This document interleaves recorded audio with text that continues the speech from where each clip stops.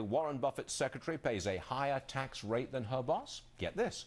It's because she makes a bigger salary than he does. According to an analysis by Forbes, Debbie Bosanek's annual salary is between $200,000 and $500,000 a year.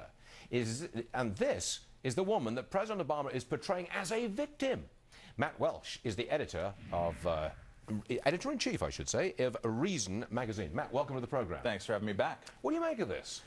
You know, if we're going to have the sort of disgraceful theater of basing tax policy on someone's secretary, especially Warren Buffett's secretary, let's look at her tax records as debasing and demeaning as that all that is. But it's ridiculous. It's trying to pretend that capital gains is the same as income, which it's not. And it's also, the framing of it is that our problem right now is a tax revenue problem. No, it's not. What's driving this country insolvent right now is Medicare. Medicare, which Warren Buffett draws. Why are we paying for Warren Buffett's health care? That means much more to me than how much is effective capital gains rate tax. I also think it was deliberate confusion of the public.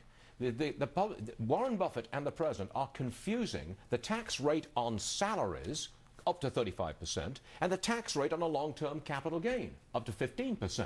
There's a confusion there, and the public doesn't understand this, so they just think, oh, Buffett's right. My secretary should pay less than I do. Right, and if they really believed, had the courage of their convictions, they would say, okay, well, let's tax all capital gains at 35%. But you know, and I know what would happen if that transpired. We would ruin capital markets in the United States of America. Do you think that's what the president wants to do? In that State of the Union, he said he wants millionaires to pay at least 30%. If a millionaire gets that income from a capital gain, does he want a 30% capital gain tax rate?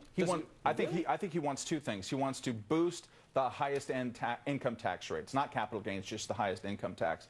And I think Democrats are interested in the stock transaction tax this year, and he's going to be pushing for that going forward, which, again, I don't think would be a very good idea for America, but it's bubbling forth from the kind of populist left right now.